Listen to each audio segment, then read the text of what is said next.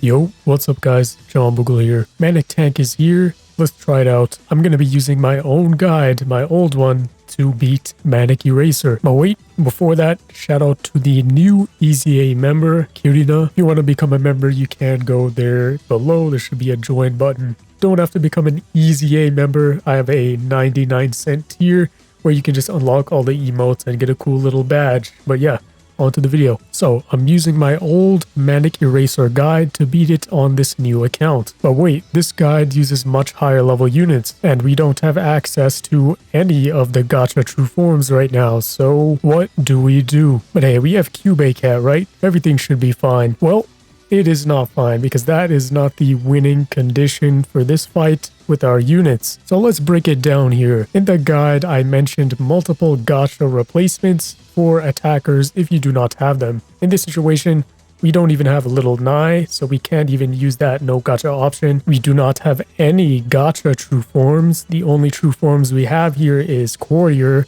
which can be extremely helpful in this stage. So we got our slot-in substitute right there. But what about the rest? Because you'll quickly notice in a future run here that COURIER alone is not enough with a level 20 Crazed Dragon to handle the peons. So what did we end up doing?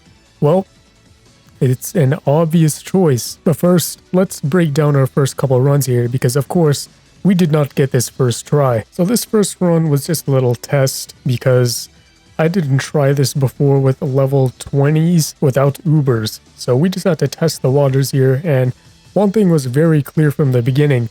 Level 20 Crazed Dragon was not enough to stay on ground and control some of the peons. Cappy became a huge issue. Looking back and analyzing, you can even see that even having 5 meat shields here, Cappy and Manic Eraser, eliminating them allows just all the peons to push forward, and that just allows Cappy to get free hits on the big backliners. So it was clear from the beginning a level 20 Crazed Dragon was not enough to substitute, though it still is possible. I didn't want to waste too much time because that was already like 10 minutes of wasted time right there. So we have to go back to the drawing board here. Our stallers are definitely not tanky enough to tank hits from the peons, but that's perfectly fine. They're gonna get one shot by Manic Eraser anyways. Our 2 main units here is Bahamut and Udurun Wolf. Without using Ubers, we don't have any real substitutes. So for the next run, I just decided, hey, why not try again? Because that run went horrible. I believe I can do better than that. Well, guess what happened? It went even worse. Now with combining these 2 runs and keeping them in mind, it is very clear that the Cappy is the main issue here. But we already have COURIER in the lineup. What else could we possibly need to help with the Cappies? Well, there is a special unit here. We replaced Crazed Dragon because level 20 Crazed Dragon just does not have enough DPS alone. And we got, of course, Batcat. Now, calm down. I can already hear it. Oh my life, Boogle glazing Batcat again. Look at this clown. But wait a second, the potential of Batcat in this level is crazy for what we're struggling against. It outranges Manic Eraser, it outranges all the other peons, it sits at a safe distance and can stack up and can pretty much handle the Cappies on its own even without COURIER's help. The only downside here of using Batcat is that we won't have enough overall DPS stacked up against Manic Eraser, but that's not really our problem. Now let's speed it up by 900% here because this is a very lengthy stage. Actually, let's do 1200%, but as you can see, this compared to the previous runs, there's a clear difference. There is a much less of a struggle against the Cappies in this stage, and of course we're using the old guide method to lure out the peons first and then attack when Manic Eraser is pretty much isolated. The guide also mentions to cycle legends, which is the most important part, which I did not listen to in this run at least. But this run was just to test how much of a massive difference having Batcat makes in this stage for our struggles here.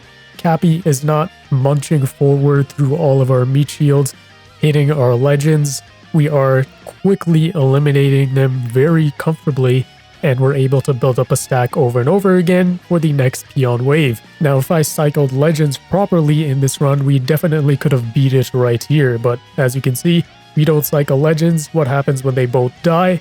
We do not have any backup. That's why in the old guide I mentioned it is very crucial to cycle your legends, otherwise a situation like this can happen.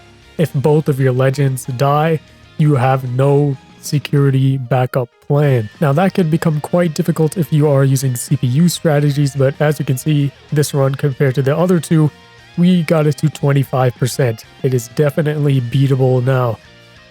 So what did we do in our next run? Well, this is the last run. Can you guess what happened in this run? Did we beat the stage? Did we lose? Let's find out. So in the old guide, I mentioned how peon control and legend cycling is very important for this stage. And that is the two main things we pinpointed for our runs here. Gathering the info from the guide, the strategy, and also combining it with our previous runs to pinpoint what our weaknesses are, we're able to overcome them and counter them completely. So always remember, when using a guide, you do not have to copy it exactly. Not everyone's account is the same. The account in my old guide is way different compared to this account, but we're still able to execute and replicate the strategy with proper replacements. Combining the footage from our previous runs, we pinpointed that Cappy is really the main issue pushing with Manic Eraser, allowing all of our meat shields to just get wiped out and Cappy getting free hits on our legends, which are basically the carries for this stage. And of course, to counter that problem, we had to have good peon control.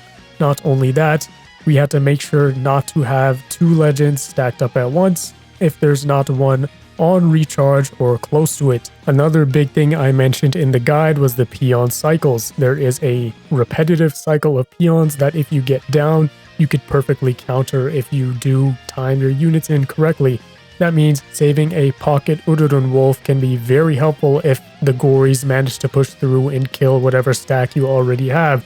Or saving Bahamut for the Albro wave is very crucial. Yes, legend cycling makes this a very lengthy battle. That's pretty much the only option you have if you do not have some great units like Cyberpunk or higher level dragons to back up your legends and or Ubers. And we don't have Little Nye for that slow, so we did have to equip Sniper Cat as a power-up, and that plus Udodun Wolf knockbacks was perfectly enough to keep Manic Eraser in crowd control, so Manic Eraser doesn't push up too crazy.